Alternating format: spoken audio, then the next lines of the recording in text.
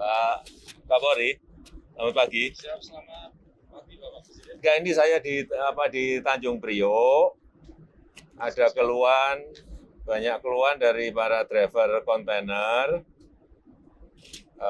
yang berkaitan dengan pungutan liar, pungli.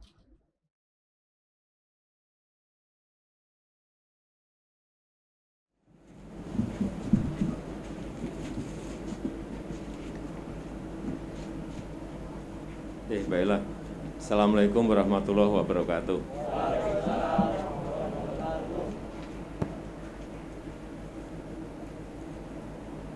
Pagi hari ini saya senang bisa bertemu dengan Bapak-Bapak semuanya. Saya mendapatkan keluhan yang saya lihat dari media sosial. Terutama driver banyak yang mengeluh karena urusan bongkar muat. Benar enggak?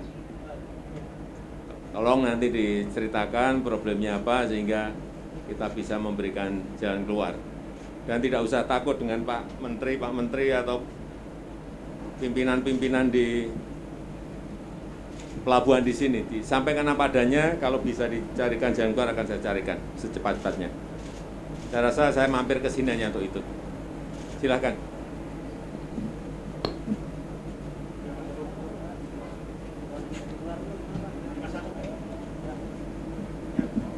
Karena saya tidak mau, tadi sudah dijelaskan mengenai dwelling time sudah turun.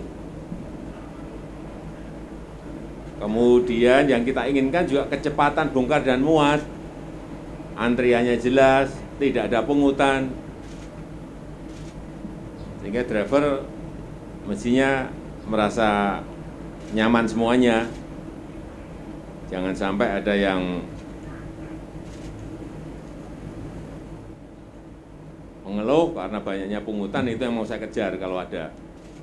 Ya, silakan. Cek. Mohon izin, Pak. Assalamualaikum warahmatullahi wabarakatuh. Selamat siang Pak Presiden dan seluruh, saya nggak bisa sebutkan untuk mempersingkat waktu mungkin ya. Nah, perkenalkan saya Agung, saya supir kontainer memang, dan sudah 1 tahun ini memang sudah tidak nyopir karena situasi pandemi kemarin saya jadi korban.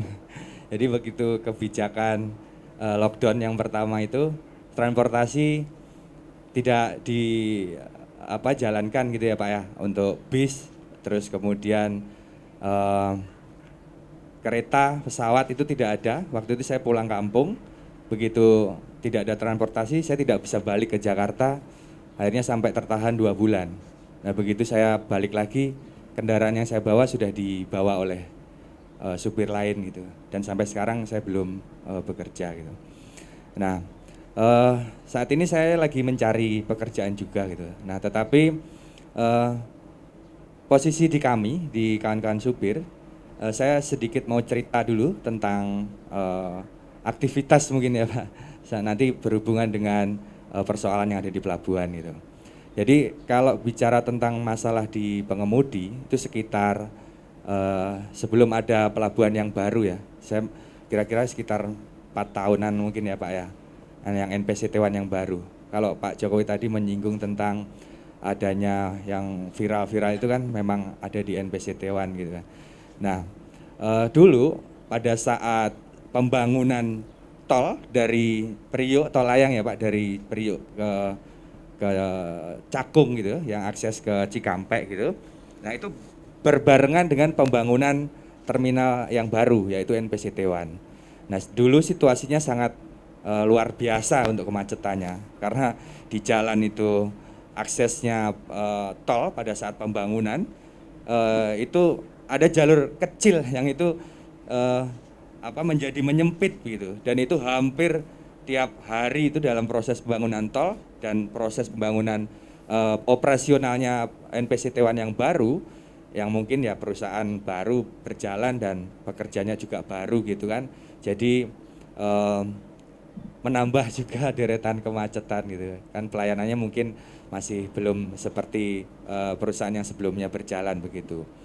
Nah, ketika terjadi kemacetan itu yang akibat dari proses bongkar muat di pelabuhan, kami juga mengalami tentang tindakan kriminalitas, Pak, gitu ketika macet gitu.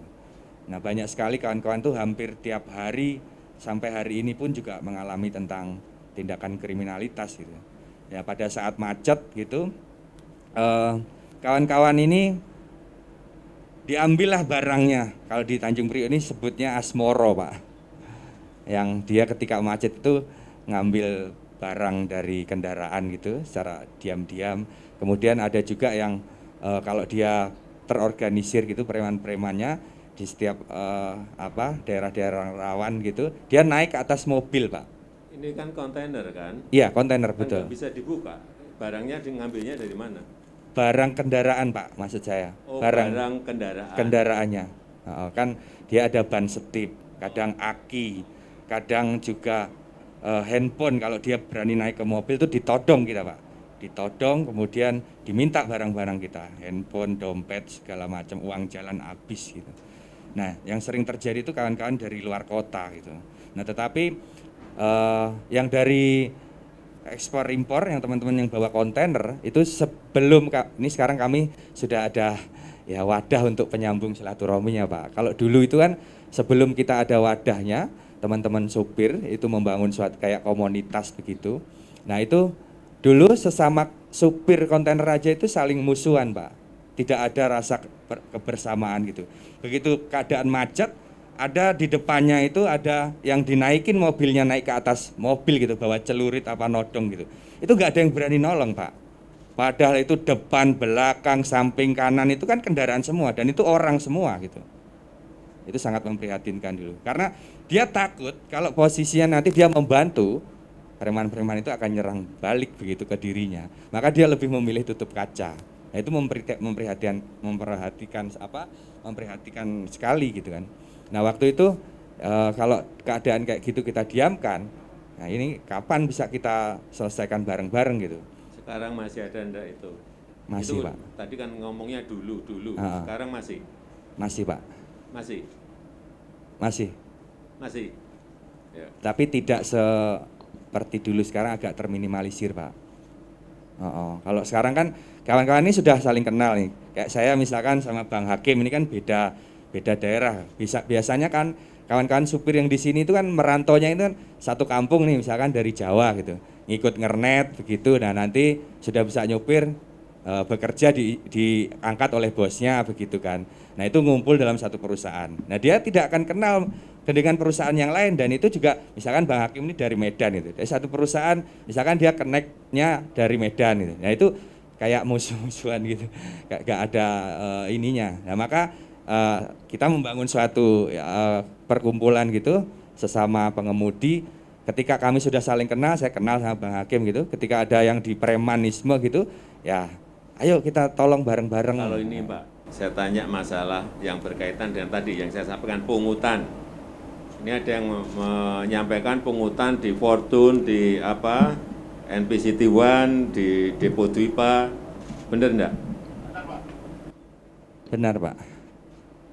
Jadi makanya ini kan saya mau itu pungutan apa itu?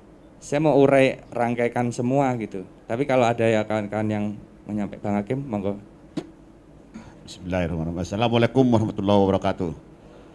Perkenalkan nama saya Bapak, nama saya adalah Abdul Hakim Sitompul, panggilan sehari-hari Hakim, Pak. Tadi mengenai tadi kata Bapak masalah di depo ya Pak ya, masalah pungli. Itu benar sekali Pak.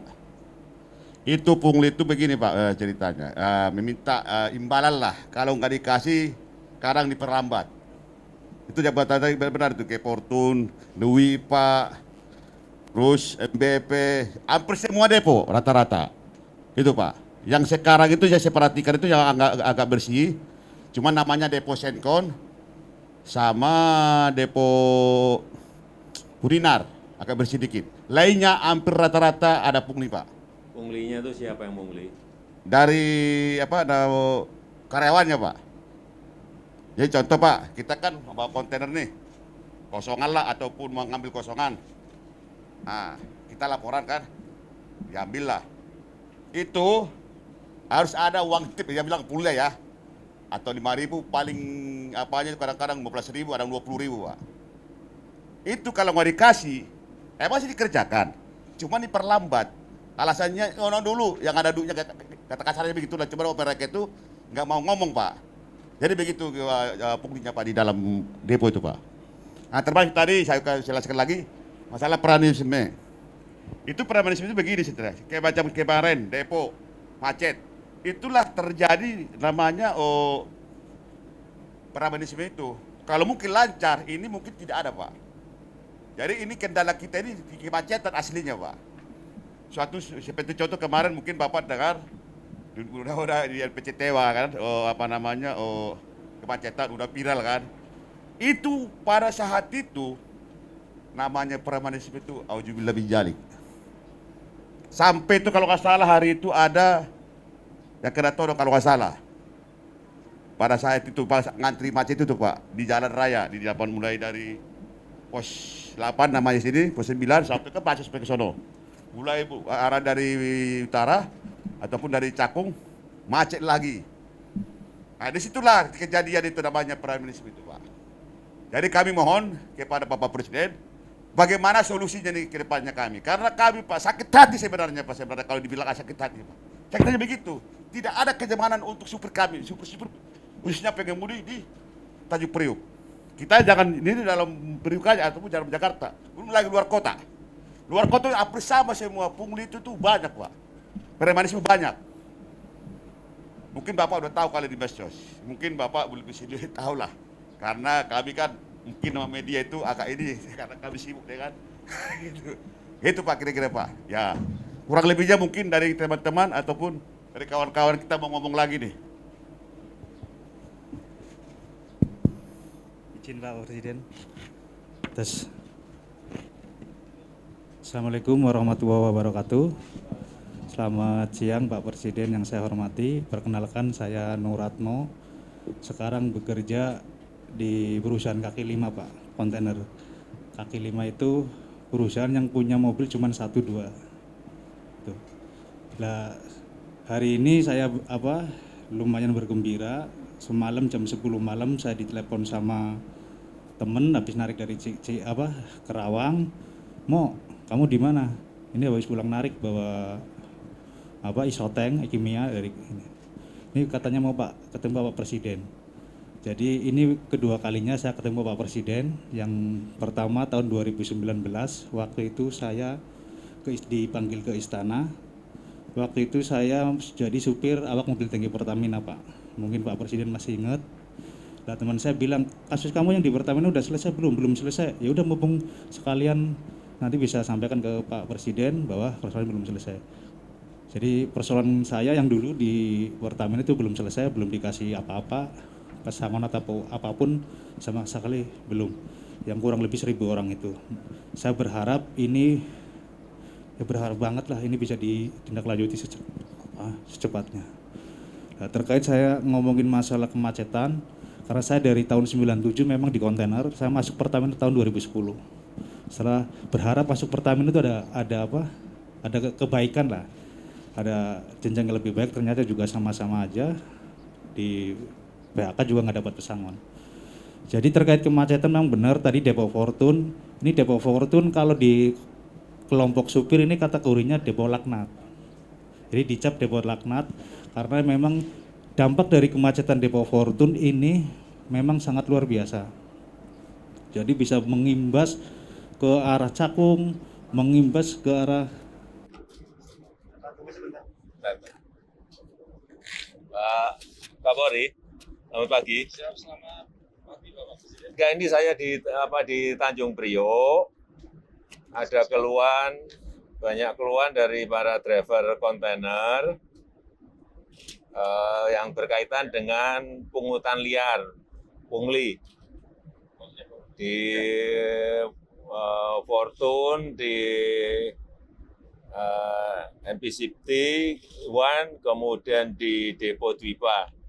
Pertama itu. Siap. Yang kedua juga kalau pas macet itu banyak driver-driver yang dipalak sama preman-preman. Ini keluhan ini tolong bisa diselesaikan.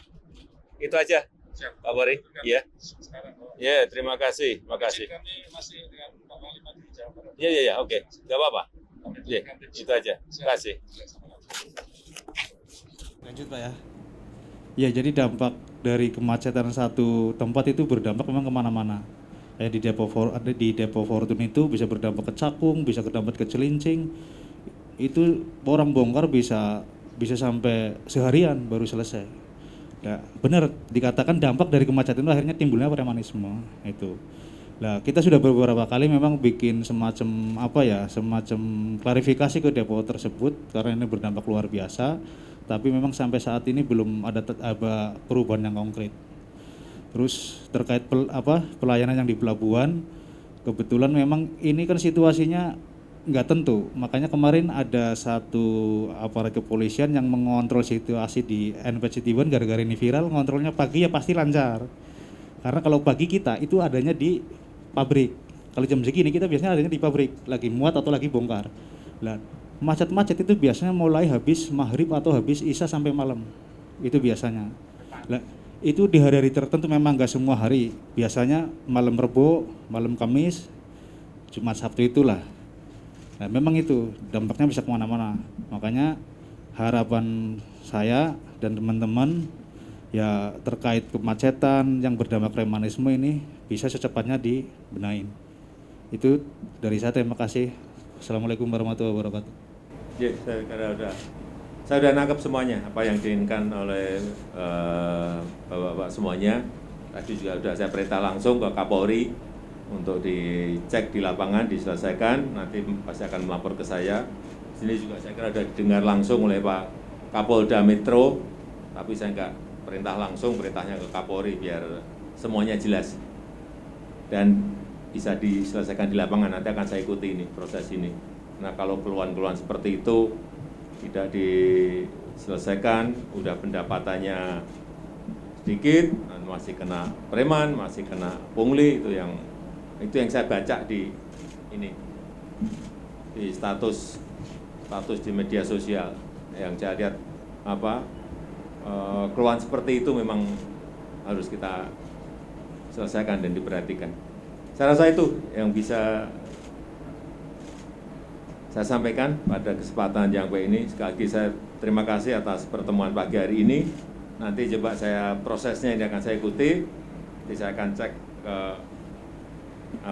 bapak-bapak tadi yang menyampaikan apakah sudah terjadi perbaikan atau belum.